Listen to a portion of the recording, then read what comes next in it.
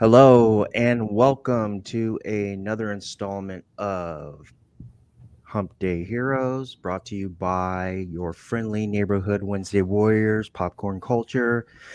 This is a special presentation on speculation and investment. We're also going to do some card break and speak on some anime. We're also going to touch on some upcoming projects for the MCU and some projects that are already in development and ready to be released, which those trailers have dropped, and some recent news just was released to the public, in which we will go ahead and review that.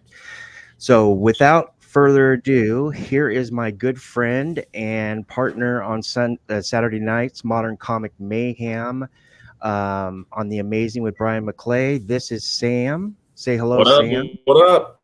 How's it going, everybody?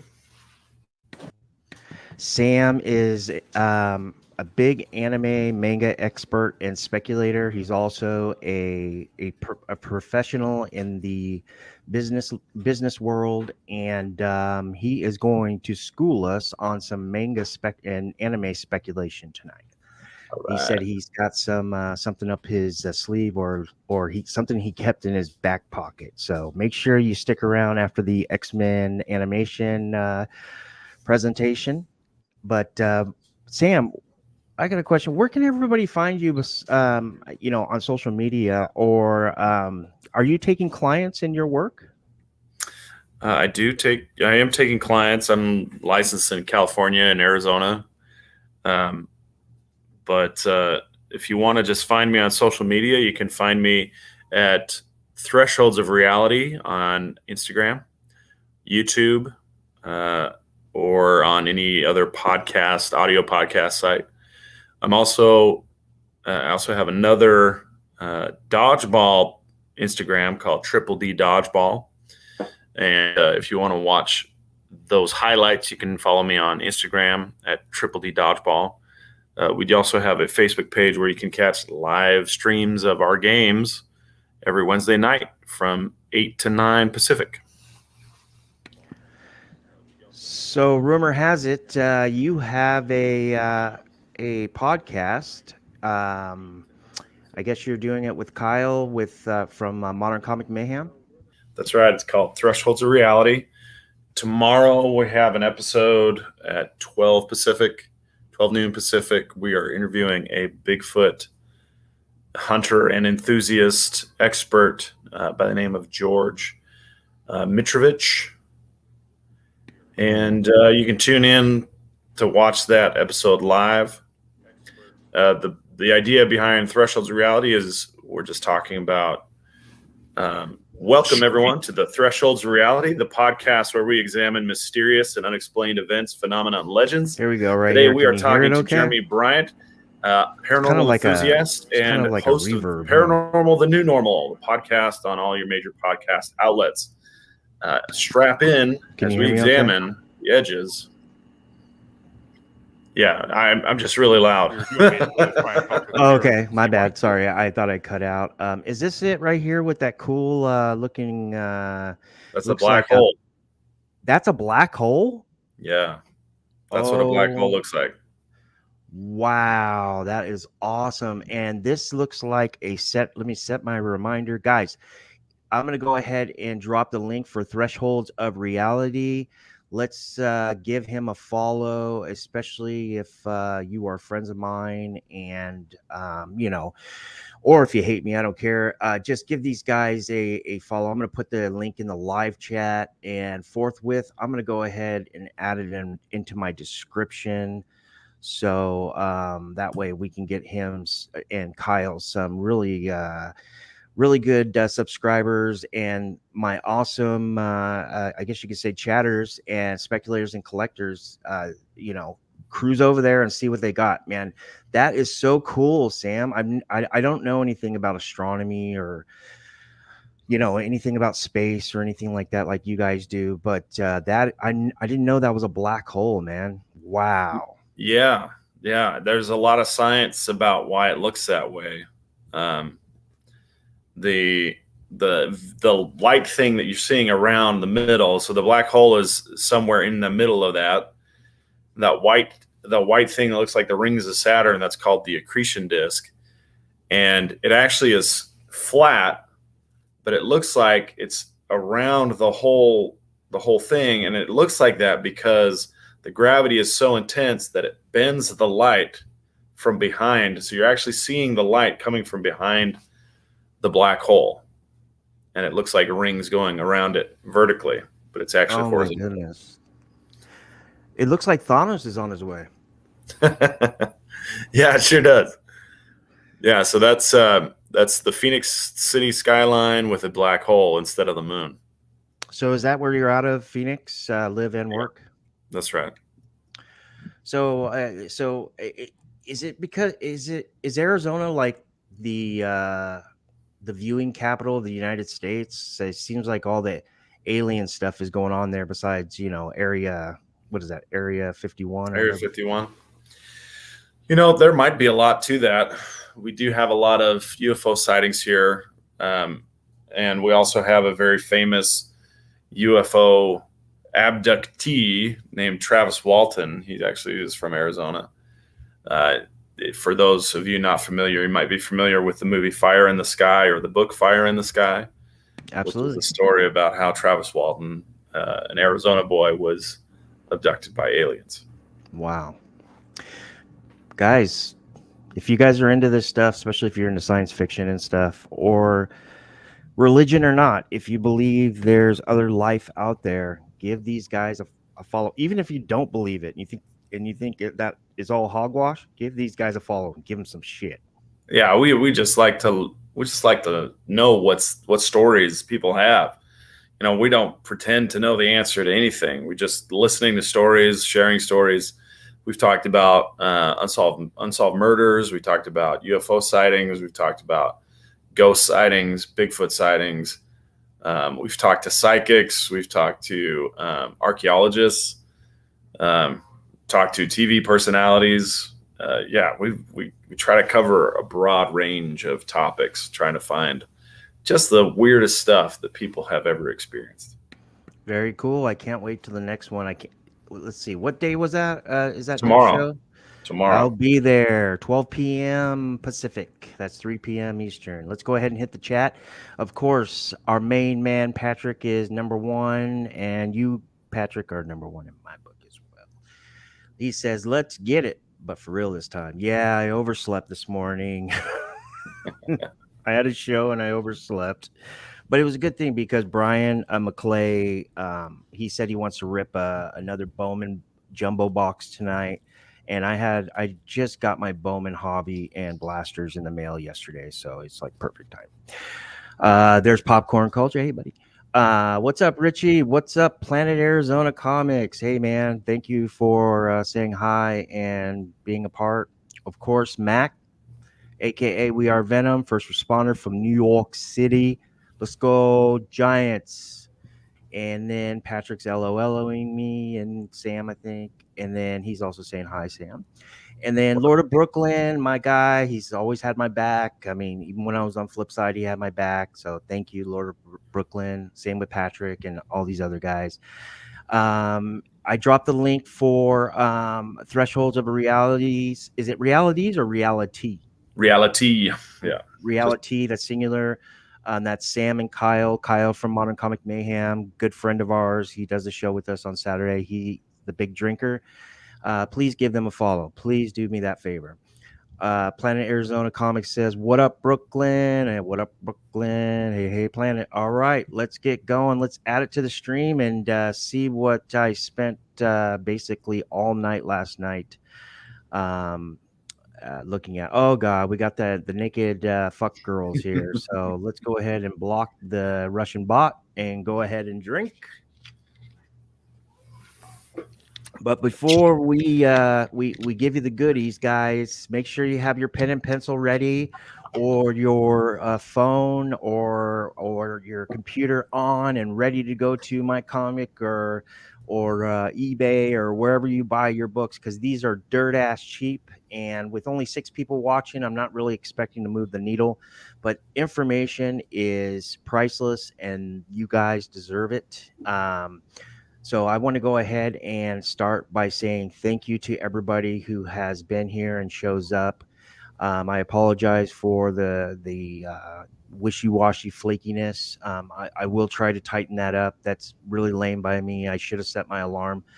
Actually, my phone died. So yeah, but that's not an excuse. I apologize. So let's go ahead and start. Make sure you like, subscribe, and share. But yeah, let's go ahead and start now, guys. You guys are familiar, or you? Oh, here's another Russian bot. Gosh darn it. No drinking. Okay. You guys are familiar with, of course, the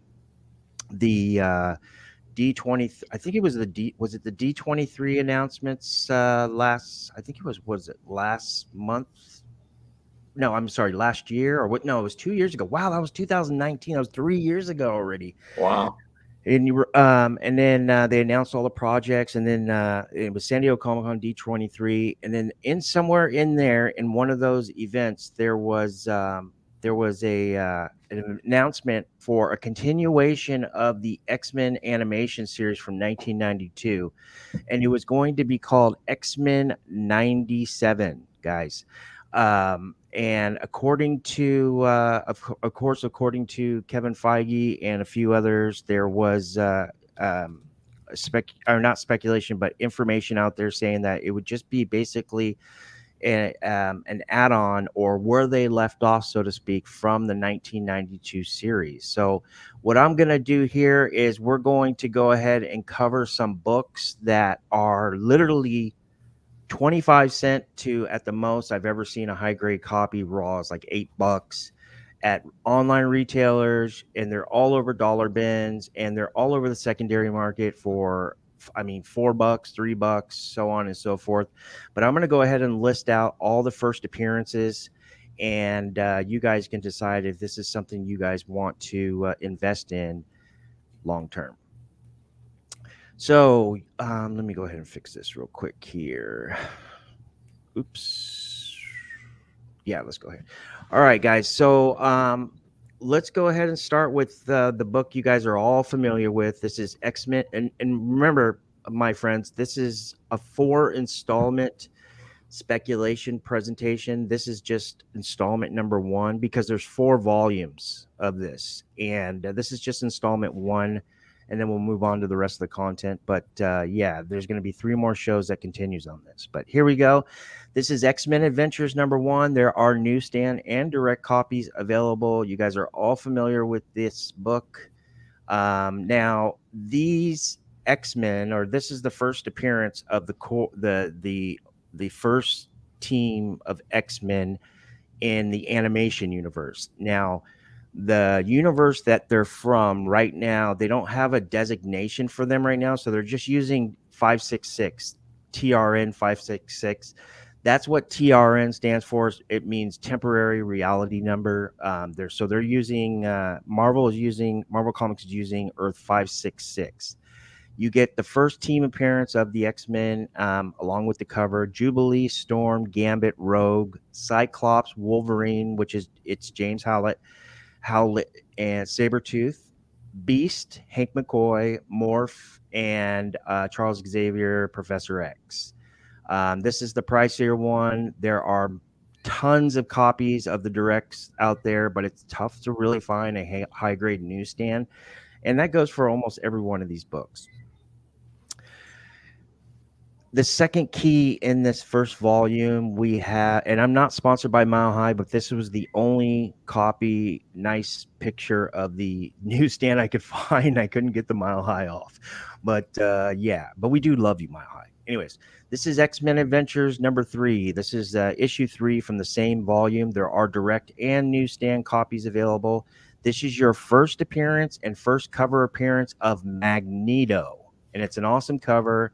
Magneto of the X-Men Adventures universe, animation universe. Like I said before, they're using the reality number of 566. This is Earth 566, and this is a really cool book. I really like the cover, and I think the newsstand is going to be really tough to find, especially in high grade. Sam, are you into X-Men at all? I did enjoy the cartoon, and that I never bought any X-Men comics, but I enjoyed the cartoon. And I went and saw the first X-Men movie with Hugh Jackman when it came out.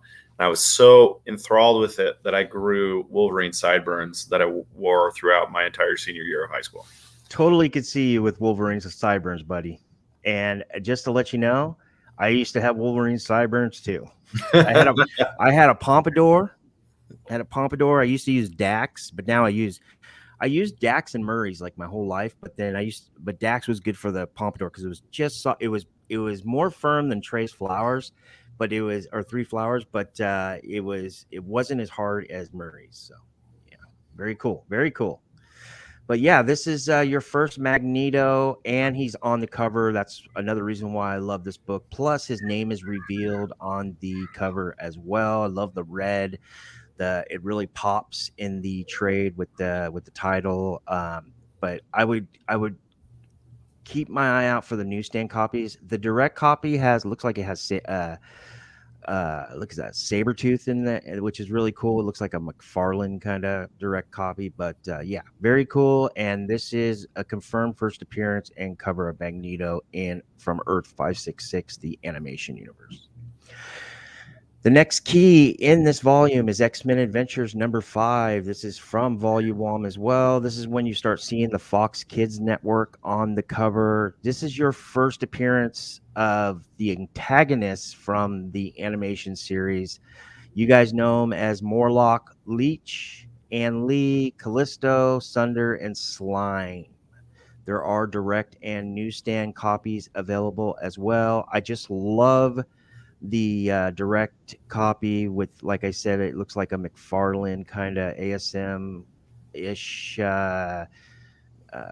design in there. But personally, we're talking investment here, long term. Based on this, we want to flip. I like the newsstand. Hey, can I ask you something? Mm-hmm. I'm pretty new at comics, but why is it newsstand are so prized over direct? So comic shops didn't come around. Let me take that back. Comic shops with a comic book distribution outside of the newsstand distribution, it wasn't available, I believe, until 1976, 77, and there was only a handful. Then there was a mini rush between 1979 and I believe 82, where comic shops started popping up, and you had I believe it was 2 distributors at that time, but it was still really small.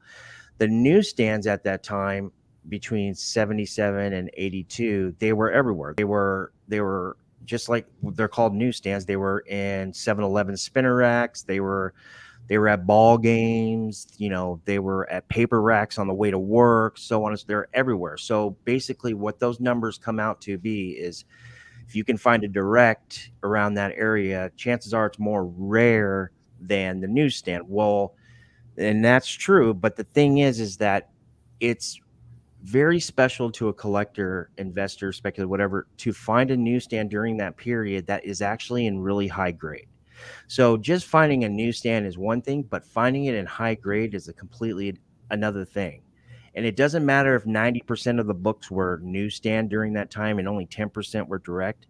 Finding like a 96, 98 newsstand during that 77, 78, 79 area all the way to 82, it's hard. It's really tough to do, because most of those people buying those books were layman's. They weren't collectors. They were rolling the book up in the back pocket to read it when they took a dump at work, or they went home. They had 3 or 4 little rugrats. They give them the book, and little kids, they mess. You know what I mean? So and then anything that came from the direct market during that time, the distributor was working specifically with comic shops and collectible places. So it was basically designed for the collector because they know the collector was going to basically take care of it, so to speak. The difference in the on the back end is that the direct market I'm sorry, the distributor and the direct market purchaser, or I should say customer, which is the comic book shop. They got a discount, and it was typically about $1 to one to let's just say 25 to 50% less than what the newsstand copies were selling for, or were priced at cover price. But the thing is they could not return them. They could not return the books. When newsstands books were sent to a newsstand, or a 7-Eleven or what have you, they didn't have any control over what they could order or how much they could. It was all based. It was there was a few distributors, but it was all based on what they sold the month before. So if they sold a bunch of whatever title the month before, they were going to get a bunch more the next time that issue came out. And then, like I was saying before, whatever they didn't sell, though, they got their money back. Not with comic book shops, because they got that discount. That was the deal. We'll give you a discount, and you can pick your quantities, but you can't. You're gonna be stuck with them, and that kind of created the back issue market as well. Okay. Today is different. Today is well, they don't even make newsstands anymore, but DC made newsstands all the way up to 2016. Marvel quit around between 2014 and 2015, and basically what happened is that the numbers went down. The newsstand distributors started going out of business, and it was just basically Diamond. I'm talking about after the 90s, so talking about like within the last 20 years. And basically, the people that were still dealing with the very scarce newsstand distributors, they same kind of deal. They didn't have control. It was based on the months before, but the quantities were based on, or they weren't based on anything. Actually, they were a lot less were created newsstands. So let me put that in layman's terms, because I kind of have marbles in my mouth. So basically, the newsstand sellers at that time were Barnes and Nobles, Borders, some other shops on the East Coast that I'm probably not familiar with, and there were so many few far between that the numbers that 90% newsstand, 10% direct, and then there's also 3,000 retailers across the United States. Now it's flipped.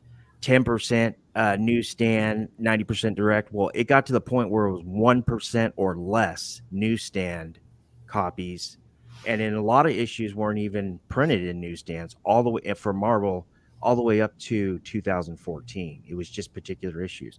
DC went all the way up to 2016, 2017. I believe the last issue was a Superman or Batman, or maybe both. I can't remember what number it was, but it was this series, current series of Batman, but it was in the earlier issues. So yeah, that's basically I don't know if you could all put that all together. I kind of all over the place, but you hit me with that out of nowhere. But yeah, people liked newsstand because it was rare, 5, 6, 10 years ago, and a high grade newsstand. And that's where a lot of people get messed up. Is I see a lot of content creators and collector speculators say things like, well, there was a lot more newsstands back then. Here's the number, but a high grade newsstand is the difference. So let's move on. Sorry, let me hit the chat. Okay, damn bots. 1986-87 is the Mason-Dixie line. High grade newsies after those years is where it's at. Totally agree, Patrick. Excellent explanation, Rich. Yeah, I could have done better. But thank you. Newsstands were returnable. Thank you. All right. So now we are on the next key issue here. We were on 5. Now we're on X-Men Adventures. This is issue number 6 from the same volume, volume 1. There are direct and newsstand copies available. The direct copies actually have the Fox Kids Network in the box, which is pretty cool, but I'd rather have the box like the McFarlane looking deal here. I don't know if that is. It looks like McFarlane to me, but we'll see. Anyways, this right here is a to me is classic cover art. It's just a sick cover of the X-Men animation.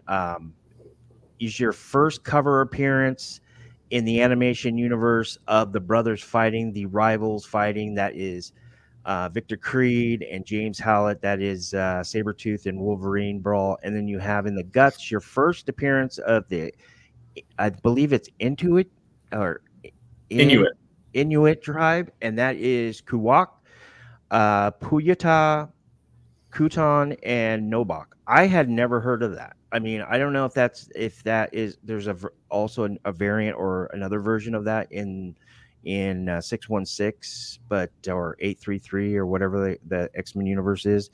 I never heard of that, but according to the research I did, the Inuit tribe is supposedly good guys. Great cover. What do you think of that cover? I like that. The Sabretooth Wolverine dynamic was always my favorite. Yeah, it reminds me of the Uncanny X-Men. What number is that? Is that 212, 213? You know, 213, yeah, where they're brawling for the first time on the cover. That's cool. Yeah, let's move on. All right. The next key in the volume is X-Men Adventures issue number 7. Now, there are direct and newsstand copies available. You have 3 first appearances in this, and you have a first cover appearance. We have first appearance and cover of Cable, and his name is revealed on the cover. You also have the first appearance of Sunfire and Blob. It's a... Okay, Rich, got to bounce a bit early. Me and the kid are going to... Oh, have fun, man. Have fun. All right, cool. Thank you. I appreciate you stopping by. Yeah, I like this cover as well. It reminds me of another cover. I just can't think of it right now, but very cool. And also, you don't have to have issue 1. That's why I made this. You just don't have to spend that high dollar money on issue 1, that $40, $50, $60 high grade, to really sink in and grab first appearances of this universe. And on top of that, you know, I wanted to show people all the cool cover art. Very cool. 3 first appearances, Sunfire, Blob, and then you have first cover and appearance of Cable with name revealed on the cover. That's cool. Next key in this volume, X-Men Adventures number 8. They have direct and newsstand copies available. This is your first appearance of Warpath. I like this cover. I don't really care about Warpath. I know he's, has a history, but with X-Force and all that in the 616 or whatever. In this universe, I don't know much about him, but I like this cover because the what's his name? Cable, you know, the eye is really popping. Yeah, that's true. So, next key on the list, X-Men Adventures. This is issue number 9 from volume 1, where there are direct and newsstand copies available. Now, this one is very popular. It's hard to find. I believe there's a lot of collectors, speculators, investors that know. This is your first appearance and cover appearance, partial origin of Juggernaut. Juggernaut, as you guys know, is a big time pop culture favorite. I guess you could say comic book and cartoon character. Let's look at it. You got all these X-Men that are fighting him. It reminds me of Deadpool 2. It's like me wrestling with my kids. Who shall? Oh yeah, yeah, exactly. They're like hanging on you. Who shall stop the Juggernaut? X-Men Adventures number 10, same volume, direct and newsies. Now, I like this book because there's 5 or 6 first appearances in this book. You have antagonists and you have X-Men as well. Moira McTaggart, first appearance of Angel. Then you also have the first appearance of Mystique, first Pyro, First appearance of Avalanche and Apocalypse. Very cool. Issue 11 gives you, I love the cover, but issue 11 from the same volume, which newsstand and directs are available. But this time you have the Fox Kid Networks up here on the top. But I love this cover because you see Apocalypse in the back laughing. It's pretty dope. But this just gives you the first appearance of Archangel and Plague. Very cool. So the newsstand is the one on the right, right? Correct. It looks like that they've got it a little bit stretched out in the horizontal direction. I think that was just the way I made the slide. No, okay. I'm kidding. Yeah, I hear you.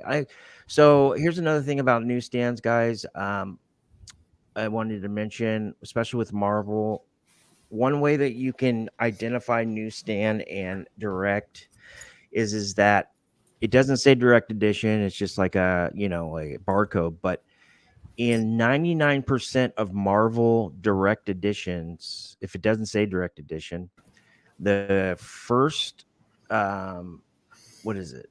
Is it the first 6 numbers are 599606, I believe. If it says 599606 and it doesn't have direct, it's not a newsstand typically. There might be 1 or 2 that fell through the cracks, but 99% of them. Next on the docket, X-Men Adventures number 12. This is from volume 1 as well.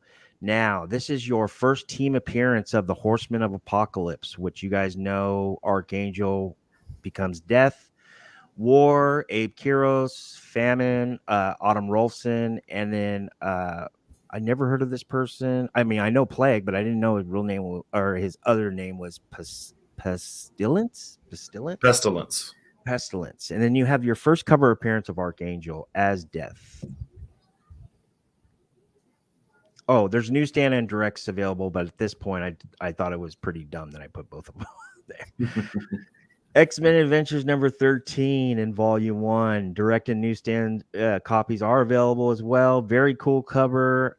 It looks like, is that Wolverine fighting Bishop? Because this is your first appearance and first cover of Bishop from the animation universe. But you also have a Franklin Richards variant in this. I believe the reality is like, I don't remember, but it's not the same reality. And I keep getting these Russian bots. I have no idea. They keep messing with me. Also, first appearance of Rachel Summers. X-Men Adventures number 14 from the same volume. Direct and Newsies available as well. This is a very important issue, in my opinion, because you have your first team appearance of the Brotherhood of Evil Mutants. And in this reality, it's Mystique, Pyro, Blob, and Avalanche. Here's your last issue of volume 1. I would imagine the print run was probably a little lower. Direct and newsstand copies are available. That's X-Men Adventures number 15. This is your first appearance, and then I put a little panel so I could show you what he looked like of Mr. Sinister. Yeah. And I believe Mr. Sinister was a big-time character in the animation, right? Yeah, for sure. So this one is a really important one, in my opinion, that you should secure, because chances are, if what they're saying is true, that it's going to be an extension from the first chapter or volume from the 92 animation series, Sinister should be involved. Thank you, Comic Fam, for watching, and tune in on next week. We'll have the second installment of X-Men Adventure or X-Men 97 animation speculation. All right. Now, what'd you think? I dig it, man. I love that cartoon, and getting more stories for it would be just freaking fantastic. I didn't collect comics back then. I should have. Oh yeah. Yeah. What were you into, anime and all that stuff? So I was just into cartoons in general, and the same channels that would play the cartoons that I watched started playing Dragon Ball Z or Dragon Ball. It was Dragon Ball back then. Yeah. And then eventually turned into Dragon Ball Z, and then I had a buddy who was just really, really into Dragon Ball Z, and so that was like how we bonded, and we would go buy the tapes and then watch them, and then right after I got married, One Piece and Naruto and Bleach started playing on Toonami, and that was kind of like a real turning point for me. I really dove headfirst into the anime and manga. What sorry about that. I'm trying to plug this in. What have you ever been to like an anime, or do they have anime and manga? What's that? Comic Cons or Conventions? Yeah, sure they do. I have been to one, and I was the oldest person there by probably 10 years. And so I haven't Have you been back. to one before? I hadn't gone to any in high school or college, but I went to one probably 4 or 5 years ago. Right.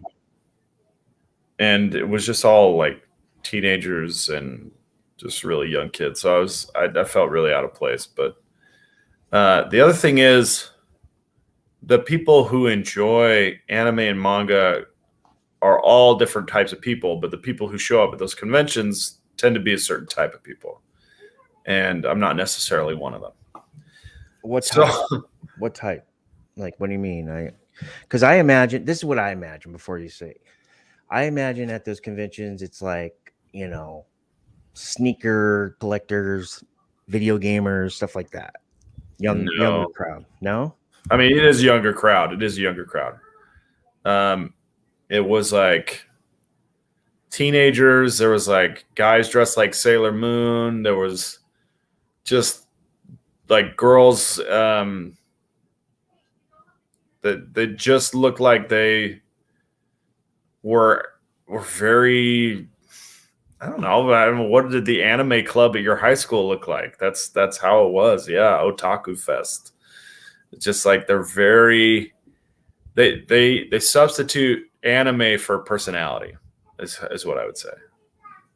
And so they don't have a personality. They just have a list of anime that they've watched. What's up, Brad? Thanks for showing up, guys. This is Brad Selden. He's an attorney, also an attorney, but he's from the other side of I believe he's in Florida. He says, that's how I felt at the last Fish concert I went to. I used to work at the Forum in Inglewood, where the Lakers and Kings used to play before Staples Center, and we had a lot of concerts there, and Fish played there one time. Grateful Dead used to play there all the time when I was a kid, like little. And I remember going to work with my dad, because my dad was the boss, and seeing all these hippies, right? And Fish was like the same thing, but it was more modernized hippies. Otaku Fest, Lord of Brooklyn agrees. Dade County, what's up? 305, Rick Jones. Anyways, all right. Let's go ahead and bring up the next topic. We're going to talk Thor: Love and Thunder. I'm not even going to play the trailer. I don't want to spoil or anything, but there is a lot of controversy and posts, replies, tweets, or what have you about the look of Gore the God Butcher, played by Christian Bale. And a lot of people, I'd say probably 50%, I don't know the exact number, but at least half the people I've run into are disappointed, upset, or what have you. And the other half are like me, are real excited and think he looks badass. So let's get into something that just dropped the other day. There was a toy leak, and it looks identical to Bale, but I wanted to put a spotlight on the weapon. There was also a full trailer as well, and a new movie poster that was released this week, and that came with the updated synopsis for Thor: Love and Thunder. It just came out 2 days ago, and it's from Taika Waititi. Here is the synopsis. That's the movie poster. This dropped, I believe, 2 to 3 days ago. And here is this. And by the way, Gore the God Butcher in this picture looks like Exorcist. He looks like Asgardian Psycho. He looks possessed to me. And if you guys watch Exorcist or any of those, Damon, or any what's that movie Damien was in? Omen. What's the other one? Oh, a really good one that has Eric band in it. Deliver Us from Evil, which if you haven't seen it, you gotta see it. It's awesome. It's from 2012, 2013. It's such a good movie. But anyways, every person that gets possessed by the devil or demons in these movies, they start out looking pretty normal, but just kind of look like they have a flu. And then what do they look like at the end? They transform, right? Maybe this is a sign what's going to happen with Gore the God Butcher, and hopefully he ends up. Well, I don't care, to be honest with you, but hopefully for the people that are pissed off, he ends up looking comic book accurate. What's up, Mark? How you doing? Thank you for joining us. All right, the new synopsis, the updated synopsis from 2 days ago from Taka is this: the God of Thunder's latest adventure, including a trek to Olympus where Zeus, played by Russell Crowe, reigns supreme. The film finds Thor, played by, you guys know, Chris Hemsworth, on a journey unlike anything he's ever faced, a search for self-discovery.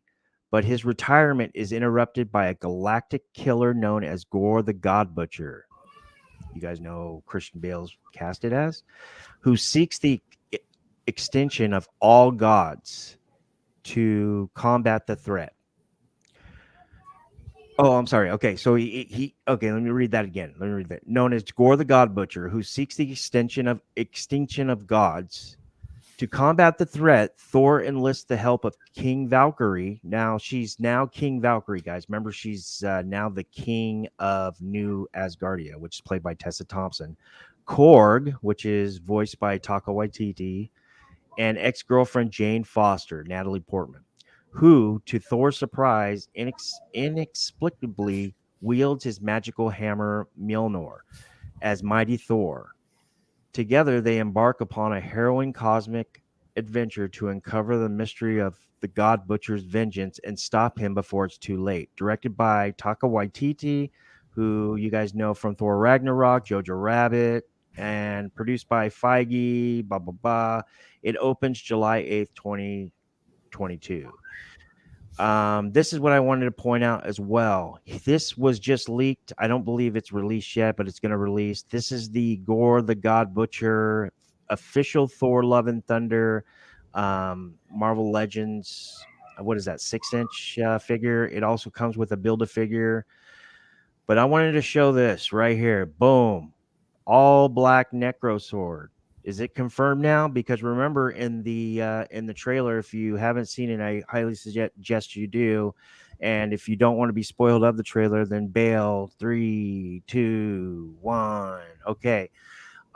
In the trailer, there is a sword that's stuck in the sand, and that's when Bale starts talking. But that sword does not look like a black Necro sword. It looks like the sword of freaking Excalibur, right?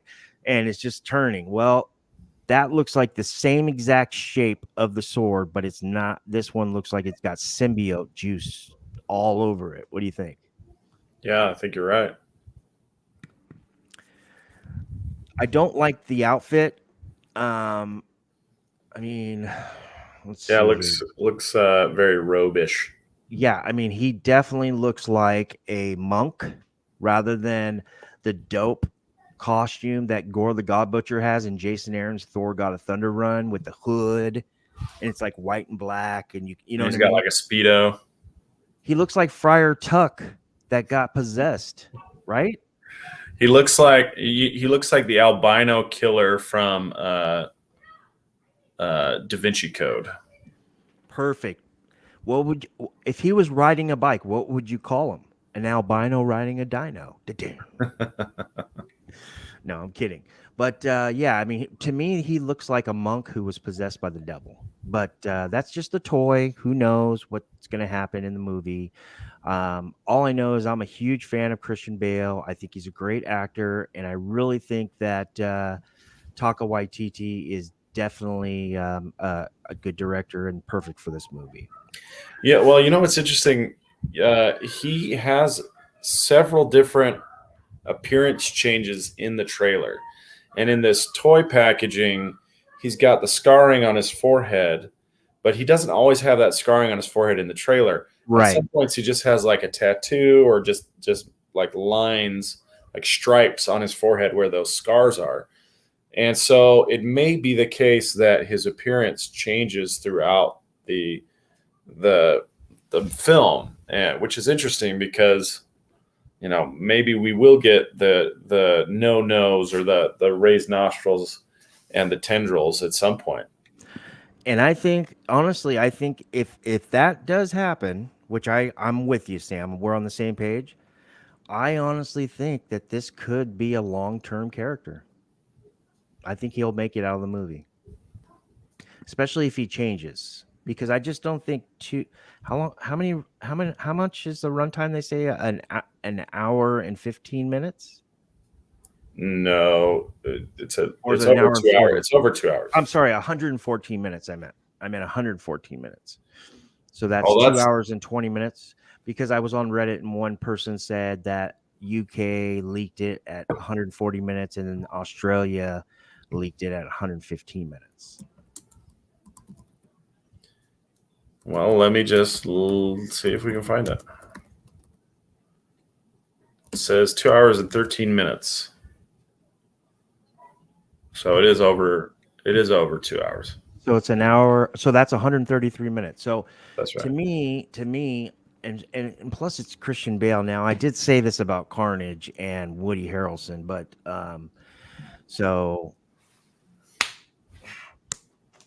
shut your mouth. But yeah, like to me, I don't know if that's the case. Then this character could make it out. What if we see him one of the shorter MCU movies? Well, wasn't Doctor Strange under 2 hours? No. Strange 2? No, it was more than 2 hours. It was around 2 hour runtime. Yeah, one of the shorter MCU movies for sure.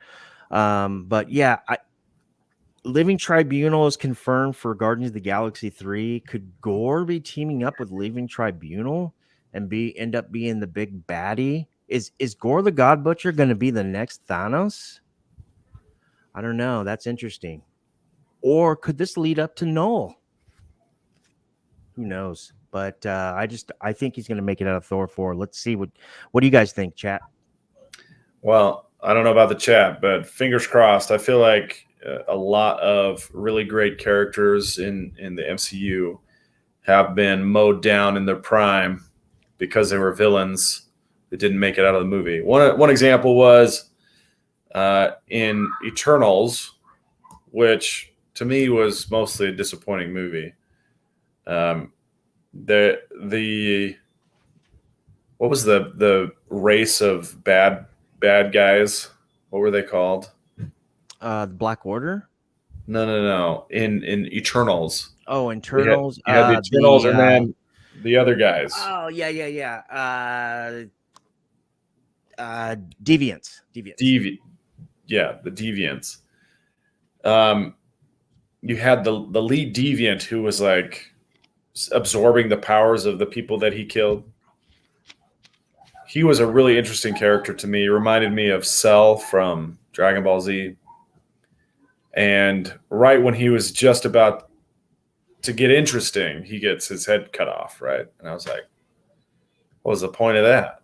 You didn't have to do that. He could have made it into a next movie. He could have run off, made it in the next movie, and been more interesting at that point.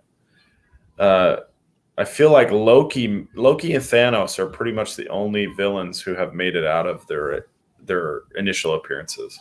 Nope. So what's this? All right, so this is an important development has arisen for the manga community. There was a very popular manga and anime that started back in the late 90s called Hunter x Hunter.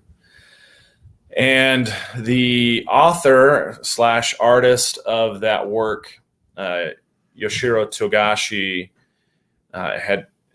he started this after coming off of another very popular manga called Yu Yu Hakusho. And as he began this work, it rose to popularity very quickly. So it started about the same time as One Piece, which is now over 1,000 chapters.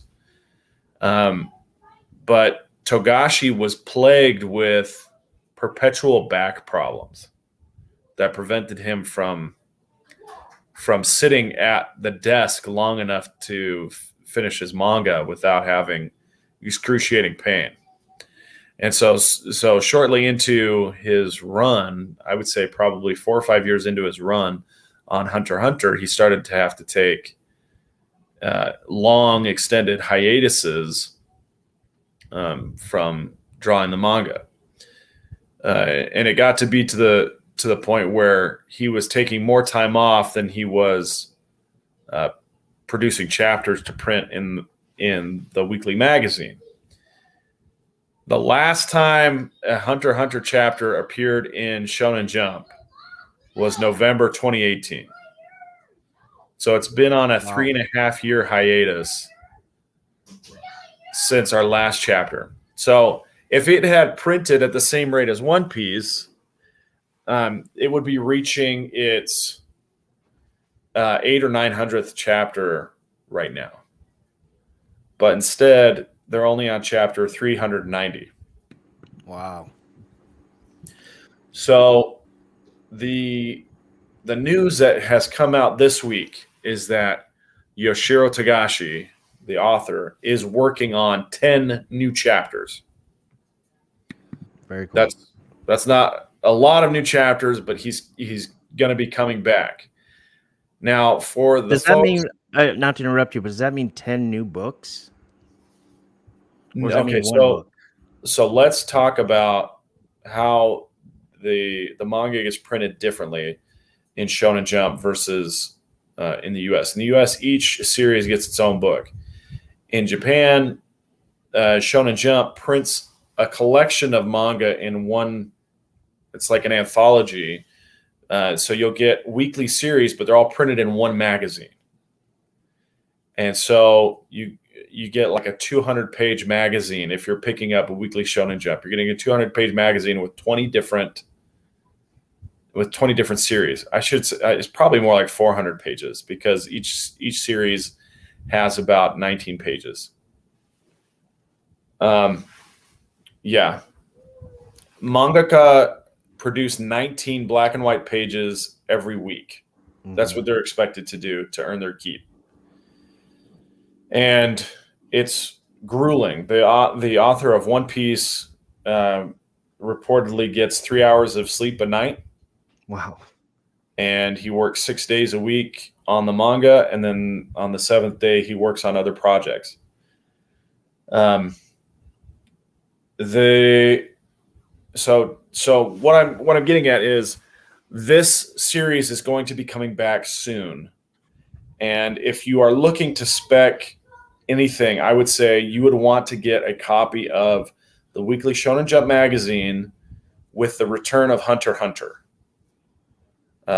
This is a very popular series, and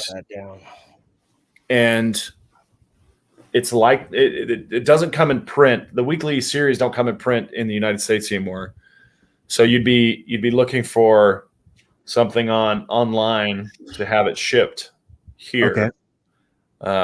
Is that like Amazon or Amazon? Sure, Amazon. Is that trade paperback? Trade paperback or it's a magazine. You can get the trade paperbacks, but they don't have a whole lot of resale value, like we talked about last time. Right. The magazines, though, if you can get the magazines unopened, they come in a plastic package. So if you can get them unopened, right, and if there's Yu-Gi-Oh in them, then you're gonna be doing great. But I think that this is going to have a lot of resale value because this is a very popular manga, and Shonen Jump is a very popular magazine. And once people find out when this is coming down, it's going to go real quick. Very cool. What is the price on one of these? So I think they sell on like off the shelf. Off the shelf. I think they sell for let me see. I was going to say 500 yen, but I don't know that. That's correct. Here we go. And is there a new comic book day like Wednesday, like a new manga day or new anime day? It's Mondays. Every Monday. So every Monday you can expect something new coming out. Well, it's Monday there. It's Sunday here. Okay, Sunday here. Okay. They're so far ahead of us. I see a lot of anime and manga shops like in malls and stuff. They sell a lot of movies there too.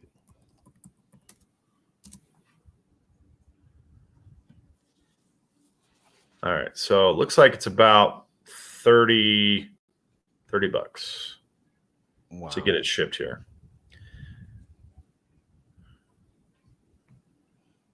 Okay, that's not bad. That's not bad at all. Yeah, there's this is probably the most hype return ever. Wow. Because people, Hunter x Hunter is a great series. People really love that series. What's it about? I like it. I mean, what's like? Could you do like a footnote? Tell me a footnote version. You want to go back to the slide? Yeah, of course, of course. So it's a alternate universe, alternate Earth, and it has this profession known as hunters, and they're basically killers, and they can be hired to do all kinds of stuff. Theoretically, they're authorized to hunt animals or people. Bounty, you can think of them as like superpowered bounty hunters, and they have this kind of like it's this kind of spiritual ability called Nen that allows them to do all these kind of weird powers. It seems you look at it and it looks very childish, but there is a lot of murder and death and killing in this series. It's very brutal too. Very okay. It is violent. It's very violent. I wouldn't say it's like torture violent, but there are a lot of people who get killed. Now, is it pictures only, or is there word bubbles? Or yeah, it reads like a comic. You know, you have like a comic strip where you have the characters are doing things, but then they have like a speech bubble or a thought bubble.